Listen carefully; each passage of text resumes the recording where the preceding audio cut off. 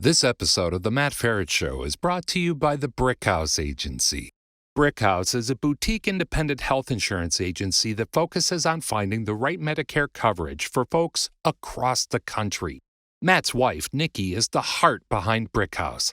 She's great at making confusing things clear and is passionate about helping people find a Medicare insurance policy that suits their individual needs. To schedule a free one-on-one appointment with Nikki or a member of her team, head on over to brickhouseagency.com or simply call 844-844-6565 and someone will help you schedule a phone call or a Zoom meeting.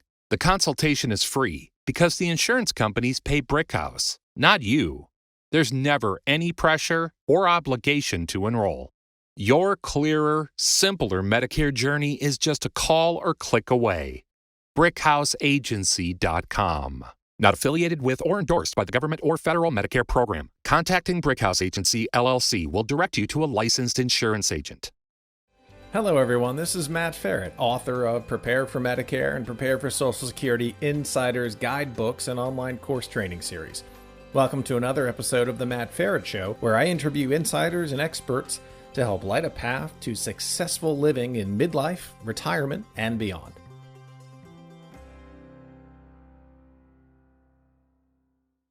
Donna, welcome to the show. Thanks for having me. This is great. So tell everybody what you do, how long you've been doing it, and how you help people. Okay, I'm a professional organizer. I've been doing it for, all my life, but only professionally, maybe 20 years. I help people by making them feel better about themselves and making their house look and function better. I transform people's lives and their homes. How about that? No, that's fantastic. So I've only known the concept of a professional organizer through, I think, maybe looking over my wife's shoulder at HGTV. Couldn't possibly have been watching it on my own without her. Ha ha ha. So what is a professional organizer? I mean, I get the name, the job scope is in the title, but what do you do? Okay, so first of all, it's not as easy as it looks on HGTV. And I also am not Marie Kondo. I don't work like that. I don't dump everything out of your closet onto your bed and tell you to go through it and leave. I mean, that's overwhelming. The point is you're Sounds overwhelmed. like my Saturday mornings growing up. Yeah. No, the point is you're overwhelmed to begin with. And you don't know where to start. And what you don't realize, or what people don't realize, is it's not your fault, first of all. And it's scientifically proven that clutter affects stress and stress affects clutter. Meaning, if you're stressed in general, you don't have time, you're busy working, whatever, clutter happens. People are sick or pass away and clutter happens. And then you get stressed from having the clutter there. So like this clutter feedback loop, I guess is what you would call it. So the problem is that it gets to be so bad that you need to do something, but it's the last thing you feel like doing. You just want to shut the door and go away. And you could see that happening during the pandemic. I mean, people had all kinds of time. They were home. They could now tackle the garage and, clean out their closets. And some people did it a little bit, but most didn't, and it was just easier to shut the door. So I come in and I assess the situation and I ask people what their priorities are, because I could spend all year there. In fact, I have one project right now with a senior who has her 5-year plan because she wants to enjoy her house while she can and get it down to a point where then if she needs to or when she's ready, can go into a senior residence. And hopefully it won't have to be assisted living at that point, but when she needs it, that'll be that. So, but I do whatever people want. The first thing I do is assure them that their house is not as bad as I've ever seen, because that's the first question everybody asks. And then, my house must be the worst. Where am I on the clutter scale? Is that what they're saying? And please tell me I'm not as bad as I think I am. Well, no, I mean, they're embarrassed, they're ashamed, and this is the point. And there sometimes people are afraid to even have me over. They're so ashamed. I'm like, this is my job, and if there weren't people that had clutter, I would be out of a job. So I'm not one to judge at all because I want, to help you. So, um, so the first thing I keep saying the first thing I do, but I look around and they show me what is going on, and then I ask them to dream. Okay, what would this space be if it could be, and you didn't have to physically move things around? Wave a magic wand. What would you like to see happen here? And people would say, well, I wanted this to be an exercise room, but then it became a junk room. Or, but I didn't like the light in here. So I think maybe this would be better for the game room for the kids or whatever it is. And so I go through and I sort of see what's happening in each room and what could be happening if we can make it happen like that. So, so that's one thing that I do. And then the other that I do is physically work with people. I don't just like come in and say, do this, do that, wave a magic wand, have them go away, and do the big reveal. No, that doesn't work. The point is that they have to work with me. And by the end of working with me, they've made the decisions. Like people always say, oh, you're an organizer? You're going to make me throw everything out? No, I'm not going to make you throw everything out. I'm going to make you look at everything and see if it's something that you want in your life. And the most important part of that is to ask, is this good for me? Is it good for me to be surrounded by, whatever it is and stuff that annoys me or makes me sad or makes me angry that it happened? I mean, you'd be surprised. People save all kinds of things as if they were a presidential library. And you really don't have to because some of them don't bring good memories, and rejection letters and divorce papers and houses that you had to sell in a short sale and didn't expect to leave, all that kind of stuff. People keep that.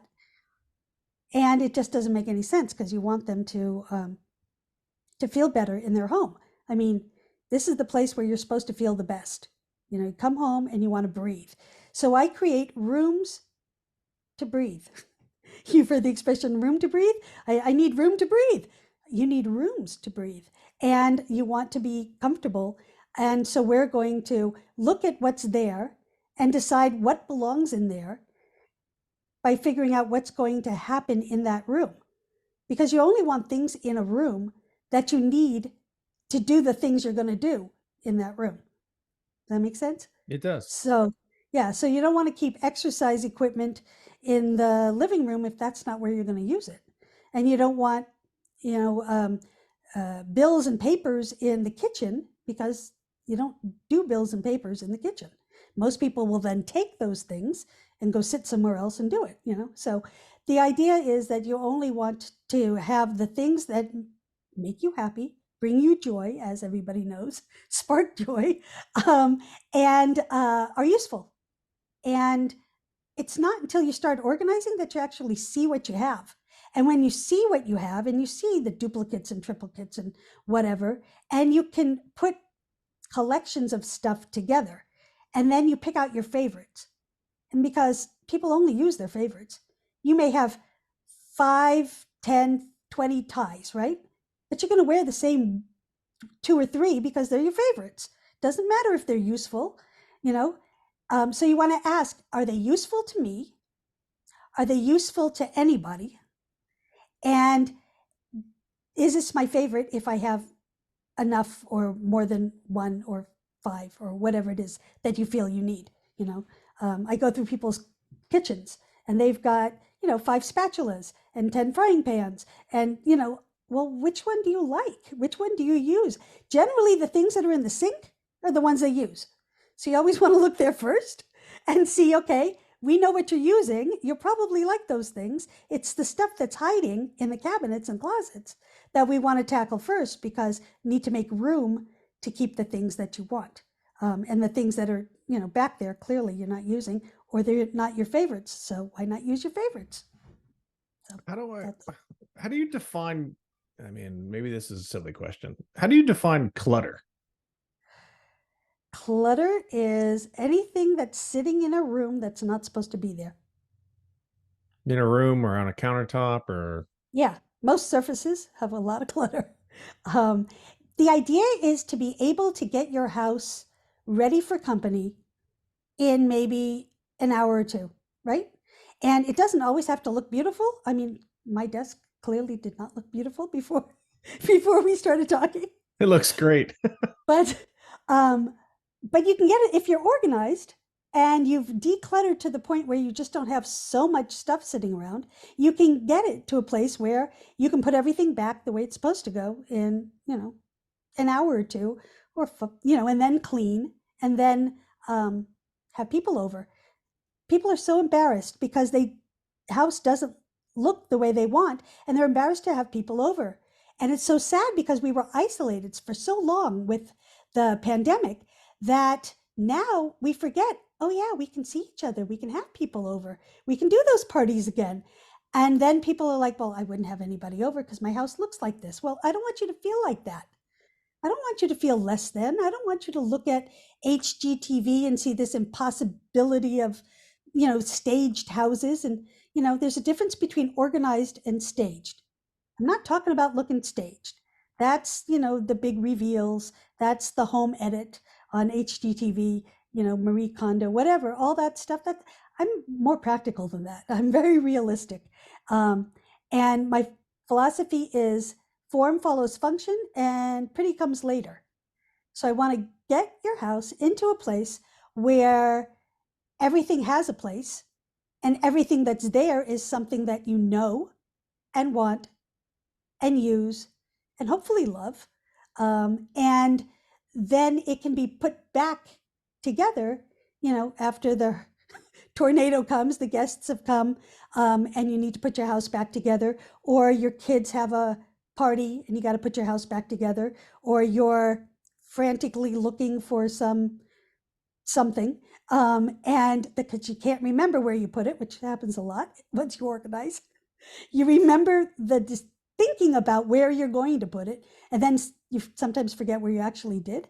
But anyway, you should be able to put everything back together in a way that you can have people over and not feel bad. I don't want anybody feeling bad about themselves. And they come to this usually feeling terrible, like they've failed. But then there's what I say is, do you feel terrible and ashamed and embarrassed that you can't play the saxophone? Well, no. Right. So it's a talent. You could probably learn, but it's a talent like anything else, or painting, like Monet, or you can't go sit and paint a Monet, right? And Right. do you feel like less than and, embarrassed and ashamed that you can't do that? No, it's a talent. Well, organizing is one of those executive function skills. Okay. And executive people have it or they don't. And they can learn. And there are people like executive function coaches. People with ADHD use executive function coaches a lot lately. That's been a big help. But so you can learn to organize. You can learn to prioritize and initiate and all those things that are executive function skills. And those seem to be the things that people who need my help need the most, because they just don't have that. Maybe they're neurodivergent, maybe they have ADHD or autism. I have a kid who has both. And so I'm very attuned to the fact that, some people are just never going to be Felix Unger, and that's going too far anyway in my book. I'm using the reference because I know your audience knows who that is. They might be Oscar Madison, but they can be a little bit better about it.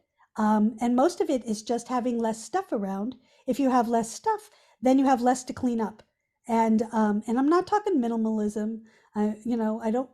It's nice when you go to a hotel and there's hardly anything there and you feel calm and relaxed. And yeah, that's nice. But you've lived a whole life, this audience, like me. I'm about to turn 61 at the end of the month. And Congratulations. thank you. I made it this far. That's right. But you've accumulated, you have a whole life, and you have your memories, and you have souvenirs from your travels, and you've had things. As long as your house is big enough for them, and things are put away and not sitting out, and you can actually see what you have, then that's fine. It's when people become clutter blind and stuff got put in a corner, 10 years ago, and never got put away. It certainly doesn't belong there. And then you forget you have it. So then you have to go out and buy another one because you needed it. A lot of people come in from Home Depot, okay? And they've got the bag and the thing that they ran to Home Depot to get. And then there's all these things still in the bag that they bought while they were there because they saw it, but they've dropped it. And it sits in the corner and they have no idea, they can't remember that they bought it, and then they go buy another one. So I talk about having the right stuff surround you, okay? And clutter is the wrong stuff. You asked what clutter was. So Yeah. clutter is the wrong stuff. It's stuff that maybe you have duplicates of because you forgot you had one. And then you have triplicates of because now you can't find the first two. There's stuff that makes you feel some negative emotion. There's like sad, or like we talked about, sad or angry or regret or whatever it is. You don't want to feel that when you see things. So if that's what's in your house, let's get rid of it, because there's no reason to keep things around that don't make you feel good or that you don't need. I was going to ask you, but I think you already answered it. Like, when do you know you need a professional? Is it when you said when someone wants to come over to your house and you're like, oh, it won't be ready in an hour?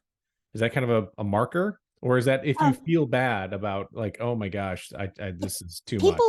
People finally call me when they just feel too bad. It's just too much and they can't do it and they're overwhelmed. And often there's an event coming up.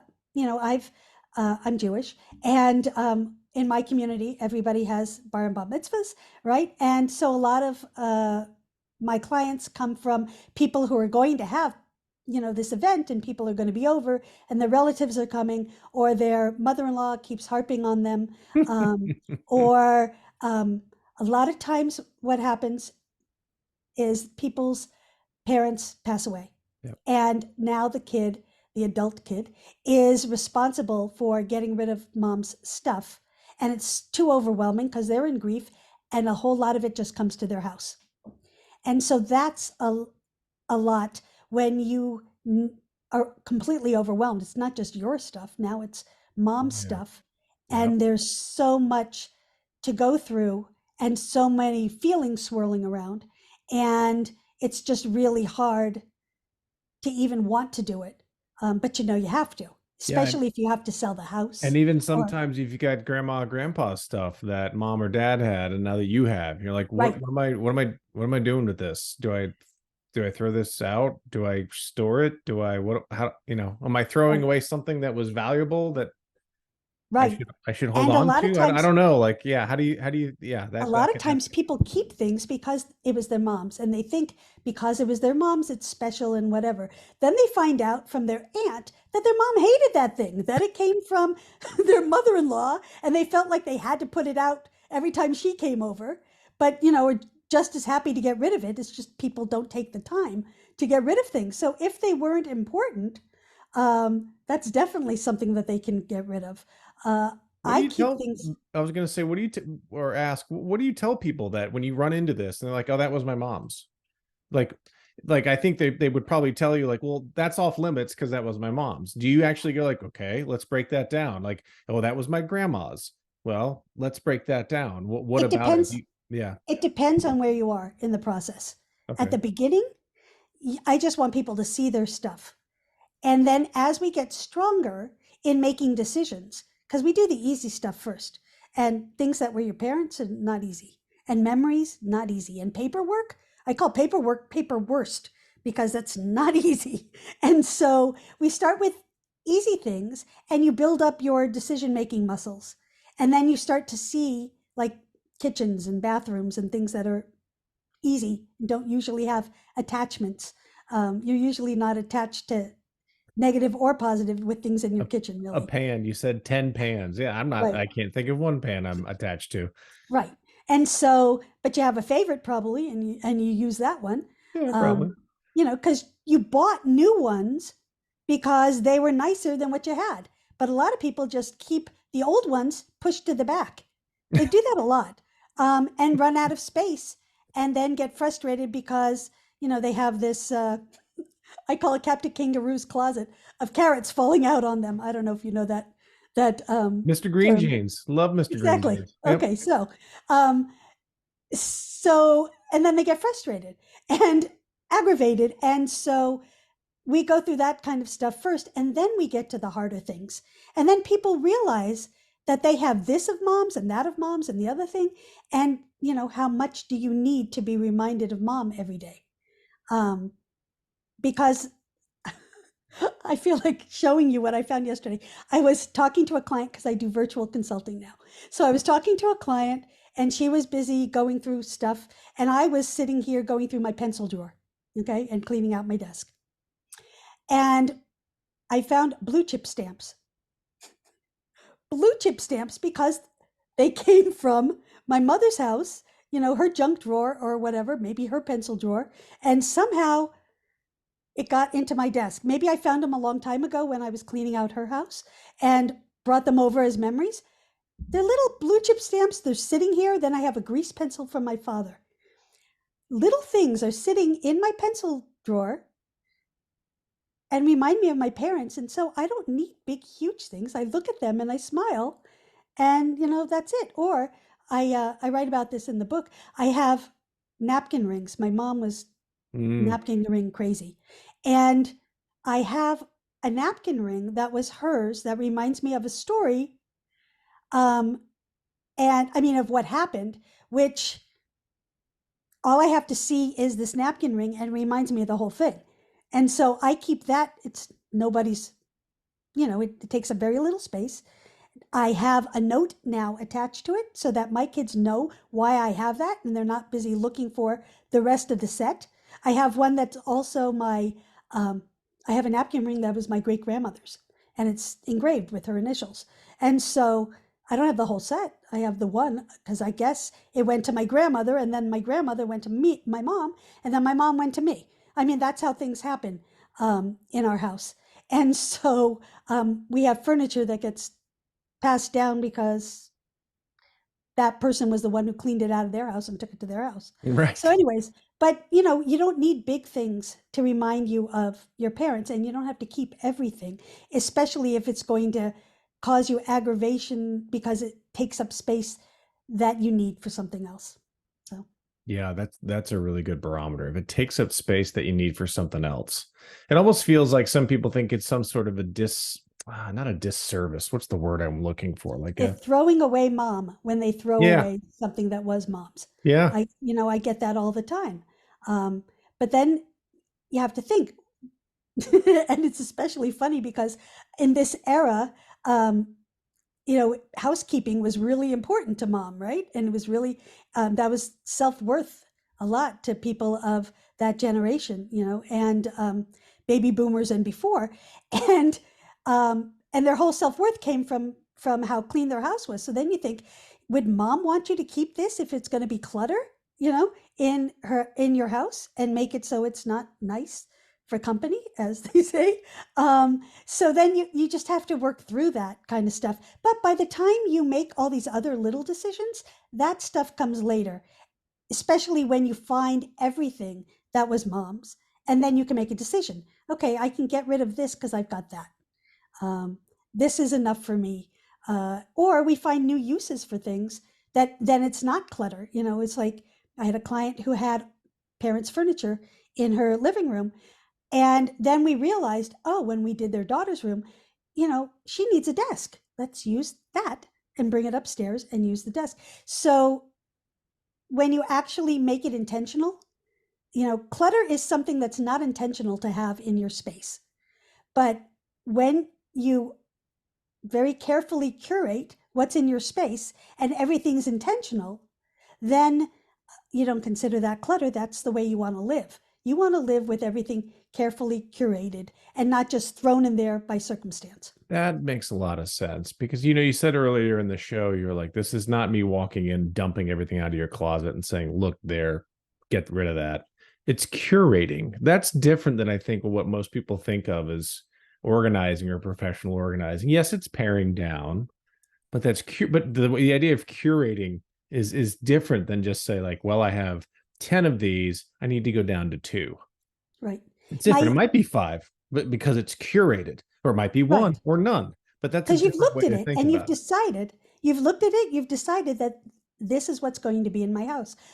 I have this client that I've been working with that has the 5-year plan. And she has a lot of stuff. And they've never moved. And this is what happens. You live in a house for 40 years, 50 years, whatever it is, You and you fill the never had house. to move. Yeah, So you you've fill the never house, had to right? look at things, Yep. right? So she has tons of stuff. So I'm trying to group together the same things and say, here, pick your favorites. And it's really hard for her, which is why it's the 5-year plan. And we can only do a little bit at a time before she gets overwhelmed or distracted. Uh, and but I'm learning a lot from her. And that's the thing, when you work with somebody, it's very intimate. I mean, Yeah. you're seeing everything they have in their house, you're listening to their stories and their relationships with people. And I tend to share a lot of my stories too, because I feel like it's unfair, sort of one sided. If I'm going to get to know you this much, I want you to know who I am too, as long as I'm entertaining. Yeah, Is that why I you can think a tell lot of people, people don't use a professional organizer because they don't want anyone in their house? yeah, They're very, yeah, yeah. they don't want it. Well, they don't want anybody to see the mess. Okay. But then also, they don't want everybody in their business. And unfortunately, you kind of have to, unless you've got a kid that will do it with you. Although I've never seen that work out well. Um, but you know what? You kind of have to do it with your kids, some of it at least, because this is what happened. I told my mom passed 9 years ago. And I told my mom, even before she got sick, I said, I said, we have to go through this house now and pare down because my sisters can't do this, and they're the ones who live up near you, and I can't stand all of this. It's like visiting your entire. My mom's closet was visiting my entire wardrobe my whole life because she never took away. We all were the same size, and she never got rid of anything, even if I did. It went into her closet. Um, Sheets I still have now from when I was 6 years old because my mom kept them. And Wow. then they became the sheets that I gave to my kids Yeah, for but camp. that's so common in that generation. I mean, Right. I know firsthand that's very common in that generation. And people say, "Oh, well, it's because they went through the depression and everything had value because you had nothing." But is it common in that one, or is it still common in the later Oh, generation? people keep stuff because it's useful, but then they don't use it. Unless it's garbage and you have to throw it away, people keep it. And I mean, a lot of people keep it, but now this decluttering phase is great because it's really helping. Um, it's really the most loving thing you can do is to declutter your home while you still can, while you're healthy, um, and go through your life with your kids. A lot of people save stuff to show their kids, and then they forget they have it and they never showed it. Or they saved it for grandkids, and the grandkids are now way past the age that they would have, played with the doll or done the models with Yep. or whatever it is, right? Yep. And Yep. so you wanted to share these things and you haven't. And so when we declutter, it's kind of interesting because people find this stuff and it's fun to find these things that you've saved. And I tell people, you've saved it for this moment. This is the moment you saved it for. But now that the moment has come and gone, now you can release it because this was it. All those years ago, it was this day, August You, 9th. you thought it was for a That time right, earlier than this, but in right. fact, you were saving it to throw it out with me. And it's really fun. And I never say throw out, I say let go. Oh. You let go of something because it's one of those things here. I'm going to use my hand. I have to figure out where my hand is on the screen. Okay, if you're holding tight to something, your hand is not open. I don't know, here, there, is not open to receive. Okay, and a lot of times people are just holding tight to old dreams, but they're because they haven't happened yet. But then you think about it realistically, it's like, I thought that I would scrapbook and sit there and do that, but now I'd rather travel. I don't want to sit in front of my TV and scrapbook, old memories. So maybe I can get rid of that dream and all the things that went with that dream, or you played baseball, you kept your baseball glove, right? Every dad keeps a baseball glove for their kid. And then if not their kid, their grandkid. And then you find out your kids aren't having kids because that's really a thing now. My kids say they're not going to have kids, um, Yeah. and so you've saved it, and now's the time that you realize it's just it's just time. But also just downsizing. People like the feeling of having less because the energy moves different, and um, and they don't dread going into the garage. I call the garage the dreaded garage or the room of broken dreams. Because that's Or in really my kind of what it house, is. or in my house where all of my tools and garden supplies are that I no longer like to garden very much nor fix much stuff, but the tools are still there. Right. And Mhm. by the way, tools sell great at garage sales. That's Do they? what everybody spends money on.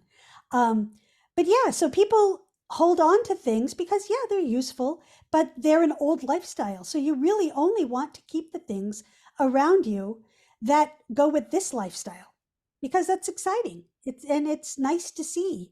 And you don't have to um, keep the cabinets and the drawers cluttered with the old stuff uh, because you want to make room for the new. And you can't make room for the new until you get rid of the old. And that's the other thing is that um, I have this concept called crap equilibrium.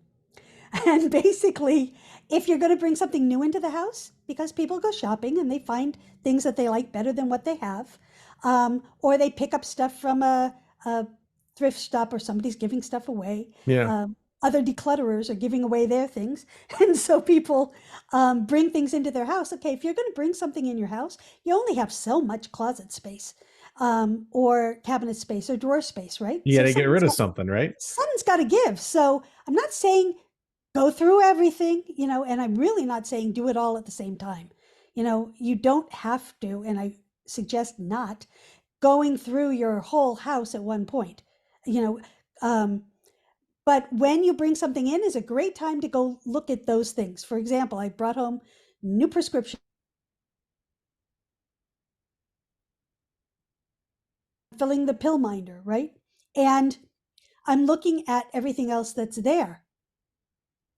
And I see that there's prescriptions that we don't use anymore.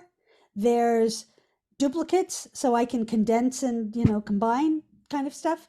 And that's the time to do it. When you're bringing something new in, is the time to go through whatever it is, that category, and where that's going to go. And then take at least one thing out because you brought one thing in. If you bring three things in, take three things out, just so you can keep that equilibrium and you don't get overrun with stuff. What kind of mental space do you have to be in? I mean, right, I get the frustration and I get the whole but I would imagine you probably run into some scenarios where they thought they were ready to declutter and boy, they were not. Have you run into Right. those? Yeah, or one person is and the other person isn't. Um, and the the people are wives, unfortunately, usually are complaining about their husbands. He's a hoarder, which, by the way, there's a really clinical uh, definition of hoarding, and most people are not. Um, and especially if they have me in, because hoarders want to keep everything. But if they have me in, they're generally not. But people say my husband's a hoarder, or he keeps bringing in things from the street. Curb. We call them curb alerts, right? when there's stuff sitting on the curb, and and he keeps bringing things in, or gadgets or whatever it is, and he's hoarding. And I say, you know what? Let's take care of your side of the street first. You stay in your lane, take care of your side of the street. And then when you have concentrated on your own stuff and it looks better, maybe that will have influenced your partner to do the same with theirs, because you really can't, and I'm sure everybody knows this, can't force anybody to get rid of anything. And if you do it for them, it's a source of contention. And I certainly, as an organizer, don't tell you what to get rid of at all, because it's not my place. I want you to look at it. I want you to decide that, yes, you're going to have it. And then later on, we're going to have to find space for it, because decluttering is only the very first part. Then once you know what you're keeping, now we have to store it in a way that's accessible, and not only to pull it out, but to put it back in. Because a whole lot of clutter is stuff that people never put away because it was too much of a pain to do it. I'm the first one. I need a step stool for everything.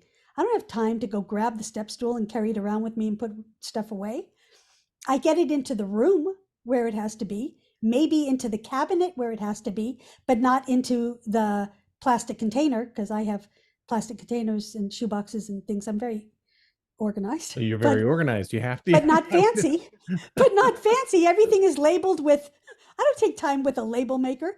I have him, but I just use blue painter's tape and a black Sharpie, but as I'm picking up the house, and taking things back to where they go, I'll just put it in the cabinet. And when I have to now, like I did it today with gift bags, I don't want to open the container. I just open the cabinet, I put it in. And when it's time now to go find a gift bag, I'll pull out the ones that are in the container as well as the ones that aren't, and then organize it and put it back. That's how I operate. I'm very practical about stuff. When you're done with the project, do you find your customers revert, or have they gone through this enough and they've got a new mode of operating? Well, if they're ADHD, it's always going to revert. That's just the way it is. And they may have learned things. They may not be keeping as much, but it's still going to be, messy. They're not going to put things away. It's just not in their, most people, it's not in their consciousness. It's not important to them because they're creative people. People with ADHD generally are creators. And so they'd rather be creating than, putting things back the way they were supposed to be. But yeah, people revert, or they relapse. People will call me and they say, I had a relapse. There was a sale at Macy's, or, or they're sick and they can't go out. And now they're on an Amazon kick. During the pandemic, everybody was buying online. And so they were buying way more than they had to because it felt good to have contact, to have even to see the glimpse of the Amazon guy, knocking on your door as he leaves the package. I mean, so yeah, that happens. Or people can't get out because they're sick or they're hurt or whatever. And they're buying, from the Home Shopping Network. Does that still exist? I think it does. Boy, that's a good question. It does. I think it does, because I have clients who I see packages coming in, and that's what they do. Shopping is a big source of clutter. I mean, really, people have a shopping addiction, because it makes them feel good, and other things aren't happening in their lives that make them feel good. But then they feel worse because now they have a house full of stuff that they spent good money on. I'm not going to get rid of it because I spent good money on. I'm going to use it someday, and then they don't. And then I have to tell them, people put stuff in storage units. It's like the stuff people put in storage units are not worth the thousands of dollars that they pay for storage units, because people don't just do it short term. Generally, they leave things in there for years. And I figured it out once, and I have the exact figure in my book, but it's something like, if you keep something for 10 years, in a average 10 by 10 storage space that costs an average of $150. I don't know, something like, when you put it like that, is $8,400. It's like nothing is worth that. Even antiques are not worth that. And so you're paying money for stuff you just don't want to see. because that's really it. If you don't go clean out your storage unit, it's just because you don't want to see it. And I help people, and especially in my book, I come up with a way to get people started to see the stuff that they don't want to see, because you don't have to just keep acquiring. There's a book called somebody else's book called "Stop Buying Bins," but basically, it's I just think that's so funny. But That's the basically, people title. just they buy Stop buying storage bins. right because they The buy end. stuff. They buy stuff to contain stuff that they don't even need, but they don't want to look at it or take the time to look at it and get rid of it. And now, like my husband with ADHD, and both my kids ADHD, so I'm very familiar with it. He doesn't ever get rid of clutter. He doesn't put anything away that he hasn't put there, and quite often not even stuff that he put there. But he doesn't put anything away, but he makes it all pretty and nice, and makes them into nice pretty piles, or hides them in a box or a bag. You know what I mean? It's like Yeah. you can, but that doesn't get rid of anything. And it's you can only do that so long. So how And do you approach a spouse or a brother or a sister or a mom or a dad? Can you, or do they have to come up with this on their own? If you're walking into, I mean, maybe not a brother or sister, that might not be a good move, but let's say it's I can tell you what my sister felt when I walked into her house and started organizing it, I bet it wasn't great. without her. Yeah. Without her, I bet it wasn't great. So let's I have a forget the twin. sibling piece. Let's go mom, Yeah. right? Let's say mom or dad. They're looking, maybe they're looking to downsize. Maybe they're in the family home and they're 60s, 70s, and they're thinking, hey, I want to move to Florida on a, 2-bedroom adult community with no basement. Right. And we're gonna start today, but they've been in the house for 30, 40 years. How do you approach this? Is there a sensitive way to do it? Is there just hey, you should hire somebody? Is there a way to Well, do this? you could say, I know it's overwhelming. I mean, kids with adult kids with parents who want their parents to do something need to approach it, I believe, through the psychological aspect and how it feels. And so it's like, I know you love your things, and I know you're going to love Florida, um, but you can't take everything. We can figure out what we're going to take. And what I always tell people is, don't talk about what you're going to get rid of. Talk about what you're going to take. Like if especially if somebody has to go into assisted living, because most of the time that's not their own choice. If they could, they'd stay in their house or whatever. So you want people to think about what they would take with them if they're going on into a vacation house for a year. Okay. Or you're going on a world cruise. What are you going to take? Let's talk about the clothes. What clothes do you like? Then they'll start pulling out their favorite clothes, and then they'll start telling you things like, oh, those shoes don't fit anymore, or I haven't fit into that in, years, or whatever. And it's like, great, can we donate them? And people need to do it with somebody. And it doesn't have to be a professional organizer. You can do it with your kids, or a friend. I have a concept called eating a plum, meaning there's a whole story about it, but organizing and decluttering or whatever, it's a lonely business and very tough, and nobody wants to do it usually until they have experience doing it. So it's better when you have something that you don't want to do, to have your friend come over and do it with you, so that you're not alone, and they'll keep you company and on track, and you'll make it happen. Better be a good friend. And yeah, and so you have to get over the part about you're embarrassed about your house. Yep. Because your best friend will do this for you, and then you have to do it for your friend. So if it's not going to be your kid, do it with a friend. But talk about what you're going to bring, into the new life, into the new house, into the new mindset, whatever it is, rather than what you're going to let go of. Because it's like sculpting, right? And there's, you've heard about sculptors who just take a piece of marble and they take away everything that's not supposed to be there into their vision you know what I mean? Yeah. And so what your vision's going to be, and then you want to take everything that's not going to be there or not fit. It helps if you know the dimensions of what's the rooms that you're going into. So you know what furniture is going to fit and what's not. But you want to do that way. And if you're just downsizing because it has to be done while you're still healthy, while your parents still can participate, you want to tell them, it's not that I don't want to do this after you pass, and it's not that I'm don't want to do the hard work or I'm lazy or I don't want to be inconvenienced. It's how I'm going to feel. Mm. Because I can tell you from experience, my own personal and everybody else around me, because, very few of my friends still have parents with them, and they've all gone through this. It's the last thing you want to do when your parents have gone and you're grieving, and you can't make decisions when you're stressed to begin with, and grief is, a huge stress. So you also don't want to be angry at your parents. You don't want that to be the last image that you have of them, or the last feeling that you have of them. No, I And don't want to leave that to my kids. I don't want them Yeah, thinking like, why did dad leave me a year's worth of clean out? right. Well, because it's also lonely. It's like, I don't want to be here by myself doing it. I want to be with her. And how does it feel to be in their house with all their stuff and they're not there? Yeah.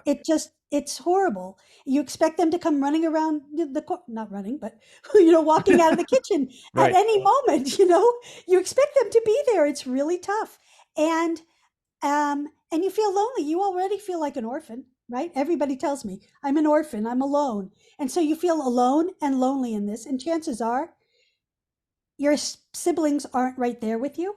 They are somewhere else, and you're the one who's stuck doing it because you're the one who lives close or doesn't have kids at home or whatever it is. Yeah. And then you don't want to resent your siblings because they're not here helping you, because that's the last thing mom is going to want, or would want, is for the family to fall apart and not be close, because of something that they did. If you appeal to your parents like that first and tell them, this is what it's going to feel like, and this is why I don't want it to be left to me when you're gone. Plus, how's mom going to tell you the story of what's important or not?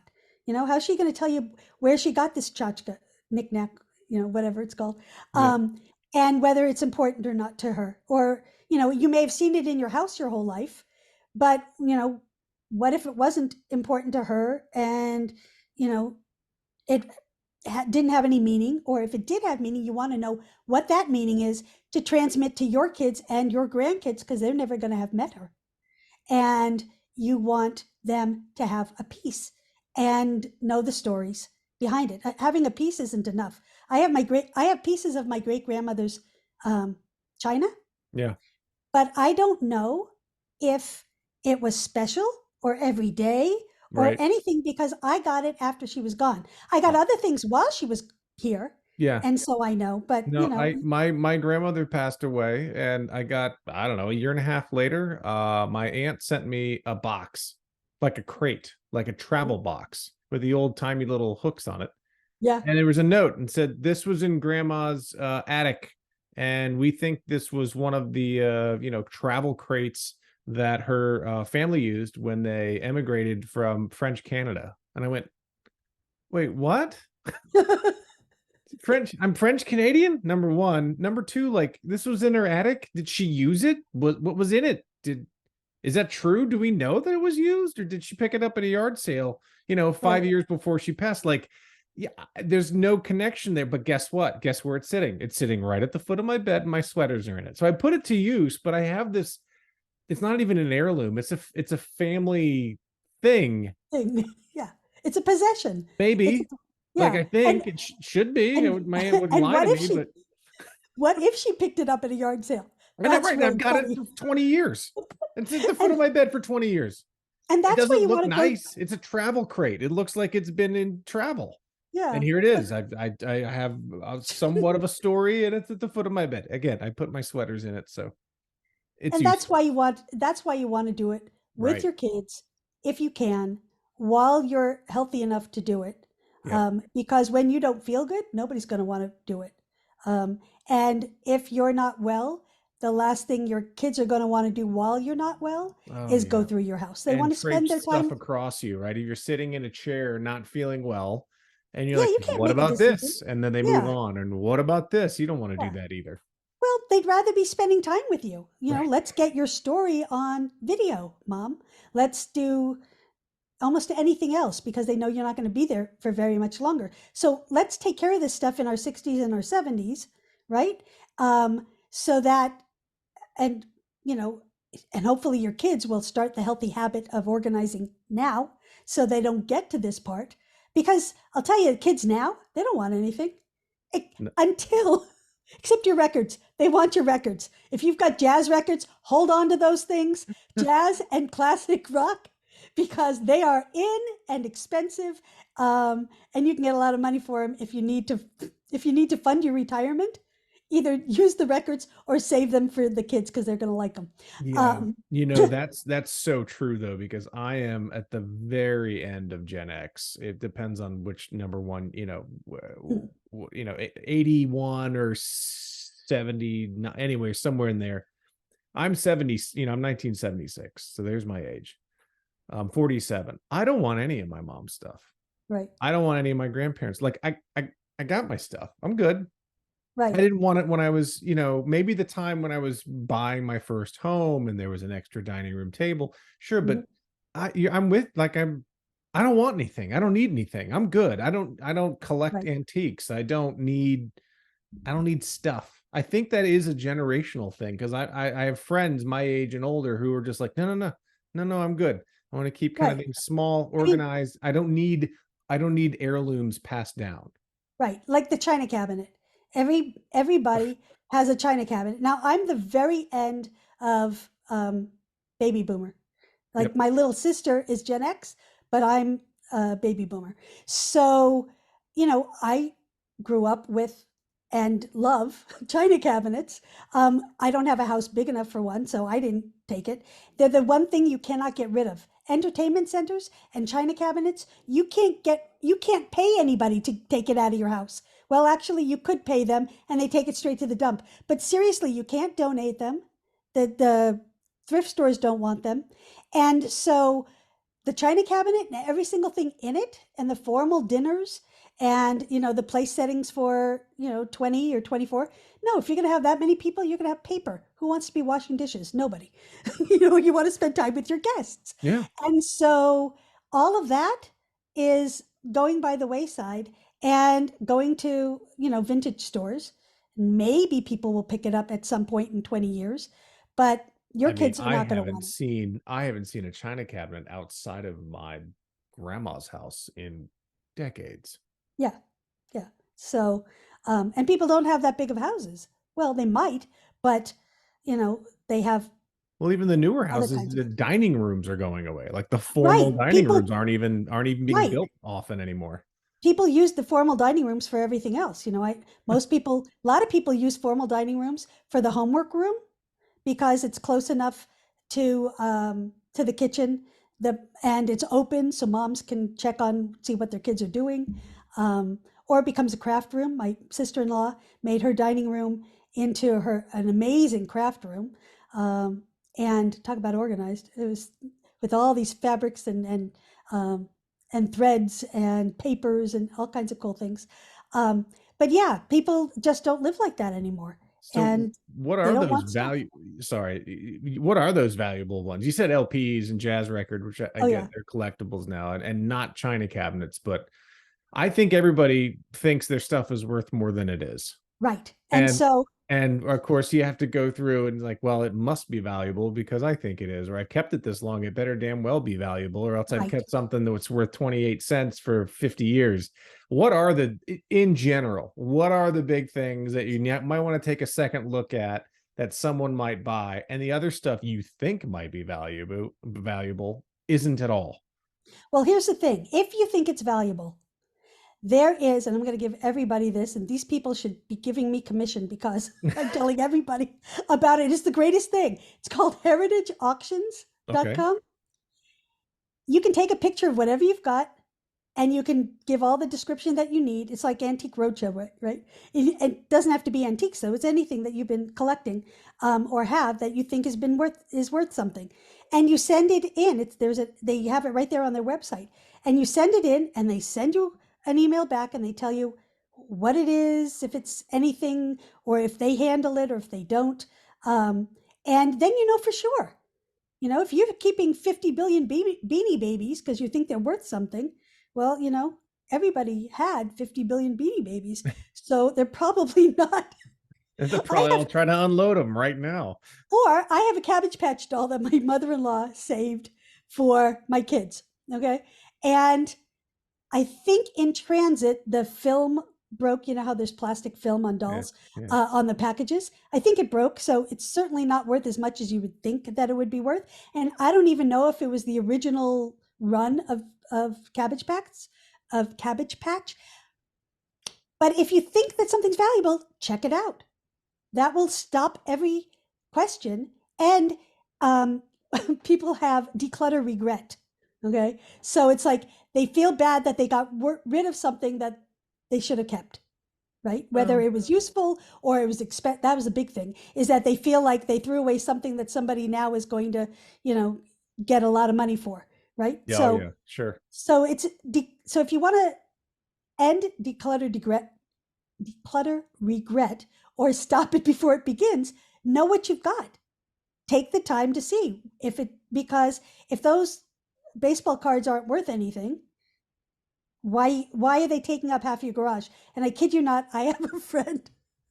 If she watches this, she will laugh. Actually, her husband will be mortified because he has had tons and tons and tons of baseball cards taking up half the garage. I'm not even kidding. He's never looked at them. He just bought them and kept them. And there they are in their long boxes, which are impossible to find containers for or whatever. So they're just sitting there. In the garage. Not I assume temperature controlled. Right. Uh-oh. Right. Just like records, not temperature controlled. I mean, all kinds of things. And people just keep these things because they think they're worth something. And it's like, you know, probably not. Although he does have an ancient Atari, what I call ancient, which takes up what, 2 by 3, not a whole half of a garage, probably worth more than the baseball cards. But this Atari, I would have said to, you know, get rid of it, and then I found out, nope, it's worth something. So yeah, you're going to keep the Atari, but then keep it in a safe. If you're going to keep it because it's a money source, you know, that you'll need to fund your retirement or pay for kids' college or whatever it is, or grandkids' college at this point, then keep it safe because it's not doing any good just sitting in the back of a cabinet getting squished every single time you put something else in there, right? So, or sitting out on a shelf or whatever it is. So if you want to know what's worth something, you can go to Heritage Auctions and see what kinds of things, you know, they sell, memorabilia. Awesome. I'll put that link up on the website for everybody to click to if they need to go. And if you're downsizing and you think that, I mean, and you're ready to get rid of stuff, you don't have to wait till you're, you know, leave the house to have an estate sale. You can call estate sale companies and they might buy something from you because they know their audience, they know their buyers, they know their, customers, right? Audience, customers. And so they may have something, or you may be able to give something on consignment or whatever. People always forget about estate sale companies. Yeah, no, I didn't think about that. So if I'm trying to move and downsize, do I first go to the stuff I think is valuable, get it checked out. Don't go crazy, right? Don't go into, you know, what do you think? $100, $500? What's the level here that you think is valuable? Up to you. Whatever they think. I don't know. It depends. Because you don't want them... estate sale person and then let them run through the house and pick out stuff they think is. Then what, a yard sale? No, I wouldn't let them run through. I don't think they're going to come run through the house unless they're actually doing a sale for you. Yeah. But I think you can send them pictures. Yeah. Send them pictures and descriptions of what you got.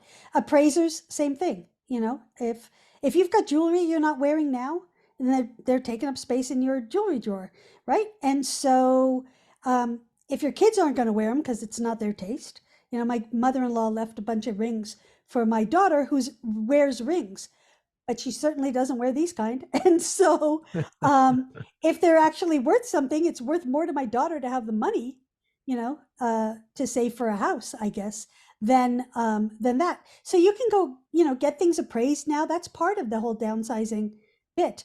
But I would first, I don't know if you want to do that first, but maybe have the person who's worried about getting rid of things that are valuable take care of that.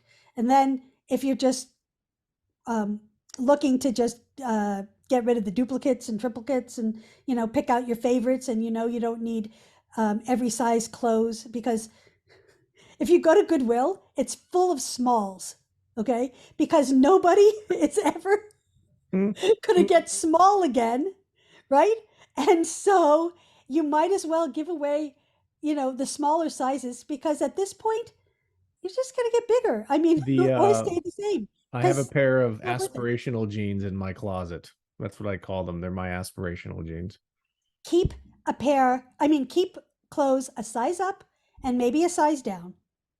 But you don't need many, many sizes, because by the time you get there, you're going to want to celebrate and have a new wardrobe anyway. It's going to be old, or the elastic's going to be gone, or, if you're saving clothes for your grandkids, like cute outfits that the elastic's gone, the yellow stains come out even though you washed the clothes. All kinds of things are just like ruined, but because you're saving them. If you're going to save something, I don't know, save it small enough that it fits on a doll or a stuffed animal, but the kids aren't probably going to wear it.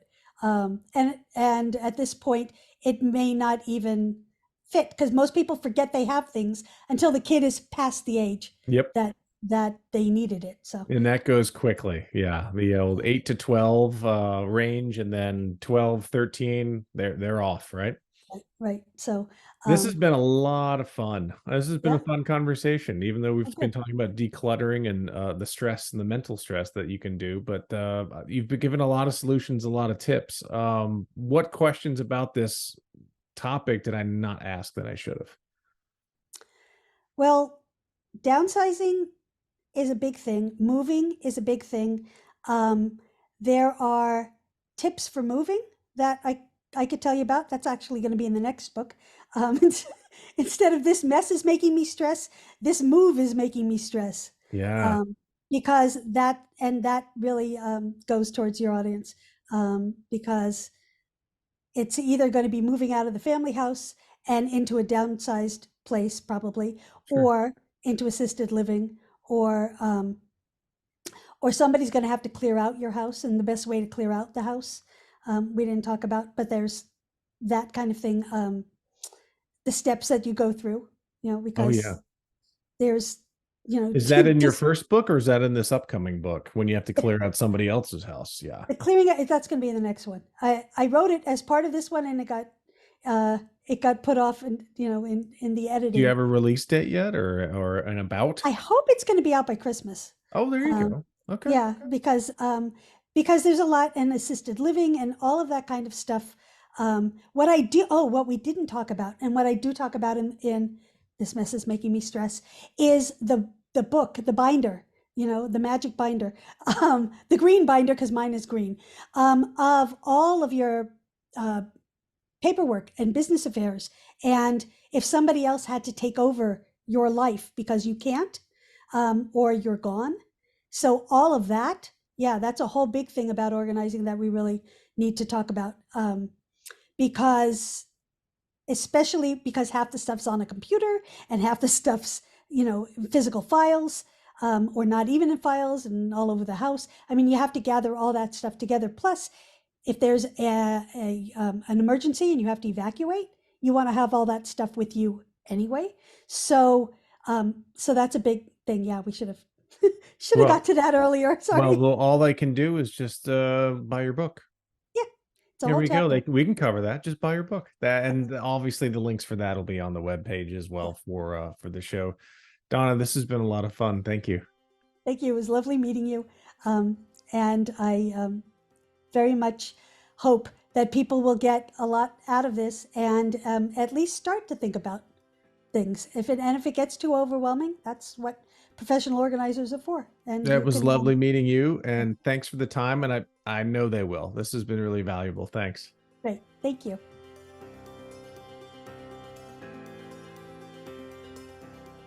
The Matt Ferret Show, related content, publications, and MF Media LLC is in no way associated, endorsed, or authorized by any governmental agency, including the Social Security Administration, the Department of Health and Human Services, or the Centers for Medicare and Medicaid Services.